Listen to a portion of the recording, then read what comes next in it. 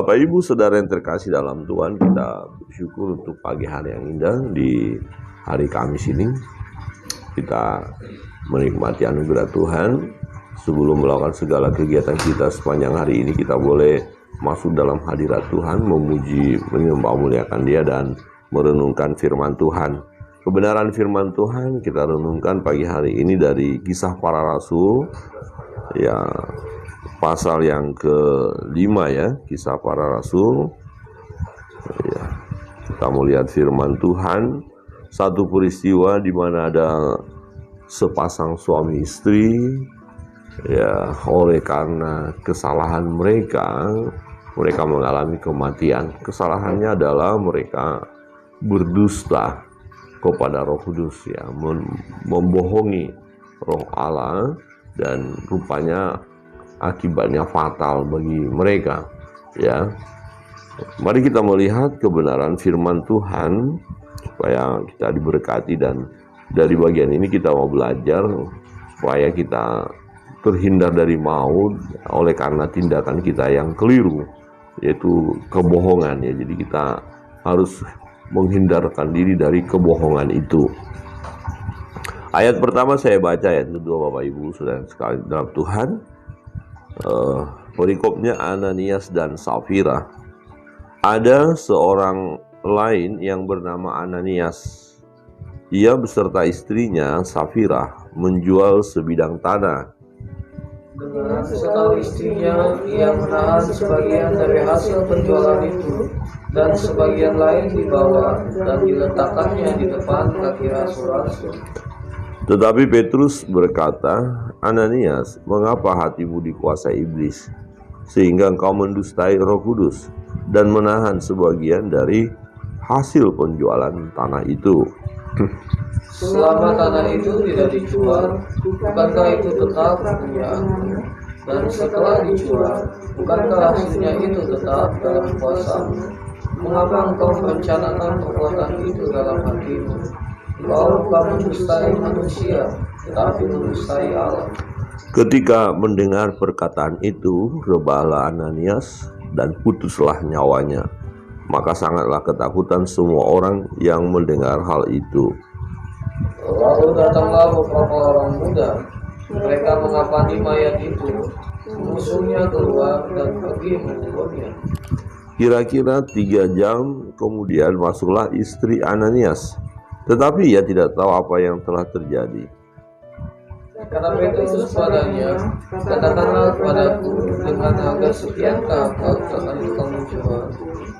Jawab perempuan itu, betul sekian. Kata Petrus, mengapa kamu berdua bersepakat untuk mencobai Roh Tuhan? Lihat, orang-orang yang baru mengubur suamimu berdiri di depan pintu, dan mereka akan mengusung engkau juga keluar. Lalu kepala perempuan itu seketika itu juga di depan kaki Petrus, dan putuslah nyawanya. Ketika orang muda itu masuk, mereka mendapati dia sudah mati. Lalu mereka mengusungnya keluar dan menguburnya di samping suaminya bersama-sama. Maka sangat ketakutanlah seluruh jemaat dan semua orang yang mendengar hal itu. Amin. Demikian jauh pembacaan firman Tuhan.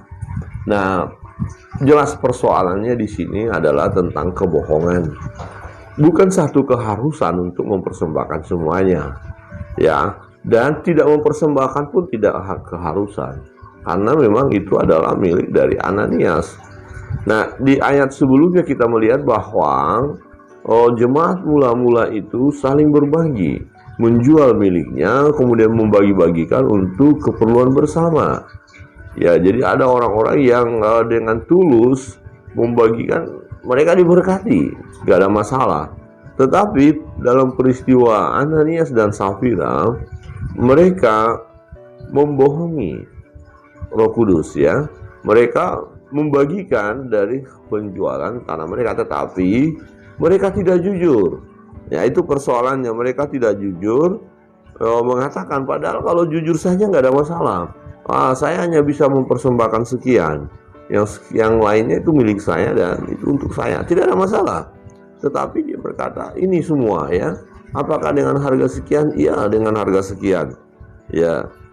Dan ini sudah direncanakan, ya, sudah direncanakan, bahkan istrinya pun mengetahui, yaitu Safira, ya. Dengan setahu istrinya, ayat 2 tadi, ia menahan sebagian dari hasil penjualan itu dan sebagian lain dibawa dan diletakkannya di depan kaki rasul-rasul, ya. Nah, tetapi Petrus berkata, Ananias, mengapa hatimu dikuasai iblis sehingga engkau mendustai Roh Kudus dan menahan sebagian dari hasil penjualan tanah itu? Selama tanah itu tidak dijual, bukankah itu tetap kepunyaanmu? Dan setelah dijual, bukankah hasilnya itu tetap dalam kuasamu? Mengapa engkau merencanakan perbuatan itu dalam hatimu? Engkau bukan mendustai manusia, tetapi mendustai Allah. Jadi ini sudah direncanakan, ya, dirancangkan. Oh, nanti harganya sekian, nanti saya bilang aja sekian. Ya, apakah dengan harga sekian? Ya, harga sekian. Ini semua rasul-rasul saya berikan. Padahal sebagian masih ditahan. Nah, jadi persoalannya adalah karena tidak jujur. Ya, bukan masalah kenapa tidak mempersembahkan semuanya. Bukan. Sekiranya dia mempersembahkan memang sedikit pun, tapi dia mengaku hanya segitu yang bisa dipersembahkan, sebagian dia pakai, dia tetap pegang, nggak ada masalah. Itu kan haknya dia, itu memang punya dia. Tidak harus semuanya dipersembahkan untuk kebersamaan itu, tidak. Nah, namun hal ini ya tidak dilakukan oleh Ananias. Dia berkata, ya harga sekian. Seolah-olah begini, semua aku serahkan kok, aku sudah berkorban. Ya, hartaku yang kujual itu persembahkan semua untuk dipakai bersama-sama. Nah, rupanya ya latar belakangnya ada ya keinginan supaya dia dikenal, si Ananias sama Safira ini, supaya dihormati. Ya, karena wah, ini orang ini hebat ya, menjual segala sesuatu kemudian dipersembahkan untuk kebersamaan, untuk pelayanan, untuk pekerjaan Tuhan. Wah, jadi nanti orang ini akan disanjung, dihormati seperti itu. Ya, sebenarnya nggak ada masalah kita menghormati orang yang bekerja untuk Tuhan, untuk berkorban bagi pekerjaan Tuhan. Tetapi motivasinya tadi yang keliru. Ya, motivasinya hanya mau memberi dengan tidak jujur tadi, karena sebagian disimpan. Ya, supaya orang-orang berkata, wah hebat, dia serahkan semuanya. Nah, dia menipu. Nah, ini loh saya berikan semua. Padahal masih ada sebagian yang dia tahan. Ya, masih ada sebagian yang ditahan. Nah, saudara yang terkasih dalam Tuhan, ketika di depan rasul-rasul, Ananias ini berbohong dan tetap mempertahankan kebohongannya. Nah, ini persoalannya. Berbohong dan tetap mempertahankan kebohongannya, akhirnya mengalami kematian. Ketika mendengar perkataan itu, ayat 5, rebahlah Ananias dan putuslah nyawanya. Maka sangatlah ketakutan semua orang yang mendengar hal itu.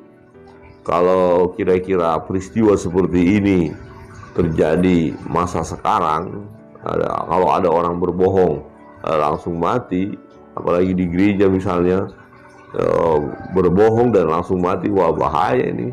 Ya, bisa banyak ini ibadah pemakaman terus dilakukan. Ya, kira-kira begitu ya. Wah, apakah ini persembahanmu yang sungguh-sungguh? Ya, padahal enggak. Jadi Ananias dan Safira yang sudah sepakat tadi dengan istrinya tadi, ya tidak jujur di hadapan Tuhan, ya. Mereka tidak terbuka. Mereka ya hanya sekedar aja, ya oke lah, supaya orang tahu kita mempersembahkan, ya kita bilang aja sekian persembahan semua ya. Yang penting kan kita ada urunan lah. Nah, kira-kira begini. Kita ini ilustrasi aja ya, contoh kecil lah. Kita mau perayaan Natal ini, ya udahlah, kita bilang aja ya kita punya uang sekian, nah, hanya bisa sekian. Padahal masih banyak di tangan kita. Apakah hanya sekian bisa kau persembahkan? Iya, hanya sekian. Kami sudah nggak punya lagi loh. Ya, hanya 10.000 persembahan kami untuk persembahan Natal, kasih di amplop misalnya. Waduh, padahal di kita masih lebih banyak. Kemudian seseorang berkata, ya kami cuma punya 10.000 loh, dan ini sudah kami persembahkan loh. Nah, kan kalau persembahan itu kan bukan masalah nilai besar kecilnya, tetapi ketulusan, kesungguhan. Iya, kita bilang ya, tapi apakah sudah tulus? Apakah sudah sungguh-sungguh? Atau berkata tidak ada lagi kepada kami ini semua? Nah, itu yang berbahaya. Nah, padahal masih banyak kita pegang. Nah, Ananias berkata seperti itu. Apakah dengan harga sekian? Dia sekian harganya dan kami persembahkan. Dia berikannya, dikatakan dipersembahkan di kaki rasul-rasul. Wah, sepertinya terpuji sekali, ya, luar biasa. Tetapi pemberian dengan tidak jujur ini mendatangkan celaka bagi si pemberi. Perhatikan, memberikan, mempersembahkan sesuatu dengan tidak jujur, ya ada dusta di situ, ya ini akan mendatangkan malapetaka. Nah, sebenarnya dia bisa berkata hanya sekian yang kami bisa persembahkan, selebihnya masih kami pegang dan itu akan kami pakai untuk kebutuhan kami, gak ada masalah.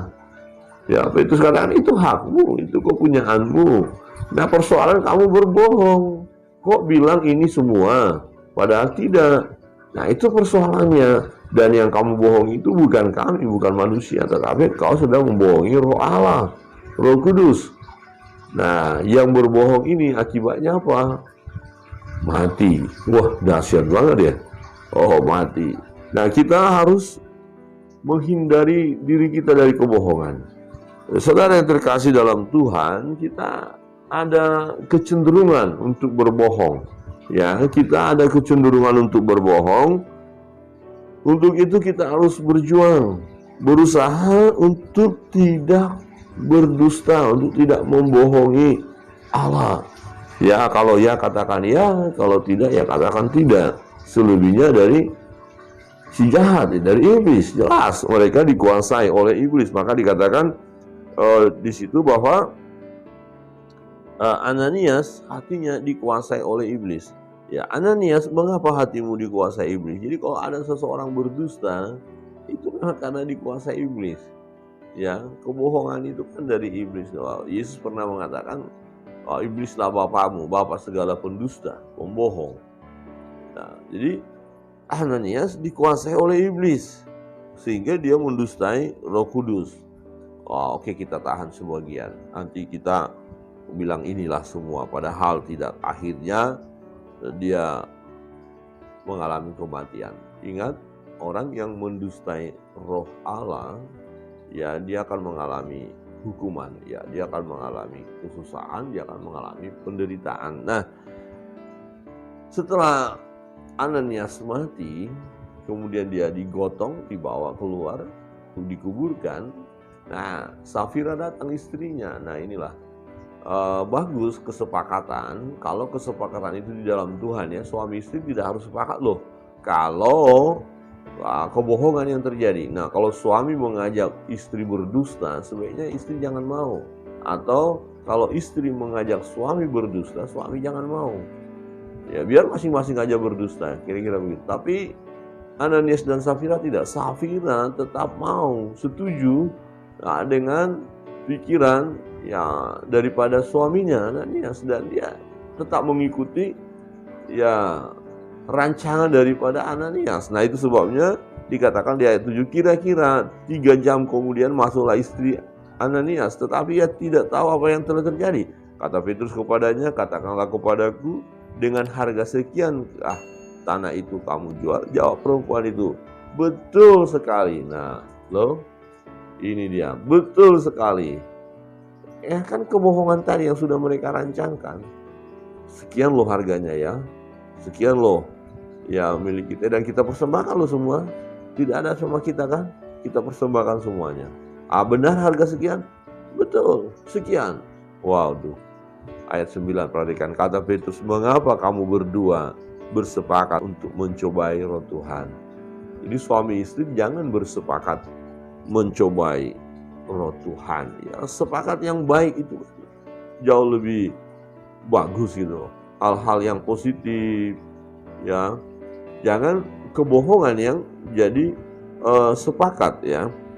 Kemudian apa yang terjadi? Sama dengan Ananias, ya, Safira pun mengalami kematian. Ya, Petrus berkata, lihat orang-orang yang baru mengubur suamimu berdiri di depan pintu dan mereka akan mengusung engkau juga keluar. Lalu rebahlah perempuan itu seketika itu juga di depan kaki Petrus dan putuslah nyawanya. Ketika orang-orang muda itu masuk, mereka mendapati dia sudah mati. Lalu mereka mengusungnya keluar dan menguburnya di samping suaminya. Maka sangat ketakutanlah seluruh jemaat dan semua orang yang mendengar hal itu. Nah, gempar peristiwa hari itu. Wow, dahsyat. Ya, tentu semua orang ya berjuang hidup benar akhirnya. Waduh, kalau kita mau bohong-bohong ini nggak bisa dong. Kita bisa mati. Kita bisa mengalami senasib dengan Ananias dan Safira. Ya, jadi mereka dengan peristiwa itu sungguh-sungguh hidup di dalam Tuhan. Ya, mereka jujur. Mereka melakukan segala sesuatu sesuai dengan firman Allah. Nah, ini pun yang harus kita lakukan juga sebagai anak-anak Tuhan. Mari kita mulailah belajar jujur ya. Karena kebohongan-kebohongan itu ya, kalau boleh kita jujur di hadapan Tuhan dan juga di hadapan sesama, ya, seringkali kita dulu ya sebelum bertobat sudah menjadi kebiasaan. Ya, menjadi kebiasaan kita untuk berbohong. Nah, akhirnya setelah kita menjadi orang percaya pun kebiasaan itu menempel ya. Jadi kita itu tergoda untuk berbohong. Nah, tetapi tidak boleh kita biarkan. Kita tidak boleh mengizinkan kebohongan-kebohongan terus kita lakukan. Maka kebohongan itu harus kita tolak, kita putuskan. Ya, kita menolak segala bentuk-bentuk kebohongan, apalagi kita berbohong di hadapan Tuhan ya. Berbohong di hadapan Tuhan artinya kita terlalu berani mengatasnamakan Tuhan. Kadang-kadang orang berkata, demi nama Tuhan saya tidak lakukan itu, padahal dia sudah lakukan. Demi nama Tuhan saya tidak ambil itu, padahal sudah diambil. Demi nama Tuhan saya nggak tahu masalahnya, padahal dia tahu. Demi nama Tuhan. Nah, ini menjadi masalah. Jangan pernah kita menyatakan atas nama Tuhan tetapi kita berbohong. Tuhan tahu segala sesuatu. Ya, Tuhan tidak bisa dibohongi. Dia melihat apa yang kita lakukan, semuanya terbuka di hadapannya. Ya, untuk itu kebenaran firman Tuhan pada pagi hari mengingatkan kita untuk menghindarkan diri kita dari kebohongan-kebohongan. Kebohongan apapun itu. Mari kita mulai jujur. Jujur di hadapan Tuhan. Ya, jika iya katakan iya, jika tidak ya kita katakan tidak. Sebab selebihnya dari si jahat. Ya, kebenaran firman Tuhan kiranya menolong kita, Bapak Ibu saudara yang terkasih dalam Tuhan, dimanapun kita berada, mulailah kita berkata jujur, mulailah kita berlaku dengan baik dan benar, tolak segala kebohongan. Kebohongan itu adalah kemunafikan ya, berbohong tidak sesuai dengan fakta ya, hindari. Dan akhir-akhir ini kita lihat dengan dunia yang semakin canggih, media sosial, ada banyak kebohongan-kebohongan, ada banyak orang yang tertipu, berita-berita hoax merajalela di mana-mana. Nah, kalau ada orang yang memberitakan berita hoax atau menciptakan berita-berita itu orang-orang yang tidak takut akan Tuhan, itu orang-orang yang tidak punya iman, itu orang-orang yang mencobai Tuhan Allah, dan mereka akan mengalami risiko, ya, mengalami bahaya. Jelas tidak ada orang yang berbohong bisa bebas begitu saja. Kebohongannya itu bisa akan menghancurkan hidupnya. Kiranya kebenaran firman Tuhan menolong kita untuk hidup sesuai dengan firman Allah dan hiduplah jujur di hadapan Tuhan. Kita akan masuk dalam doa-doa.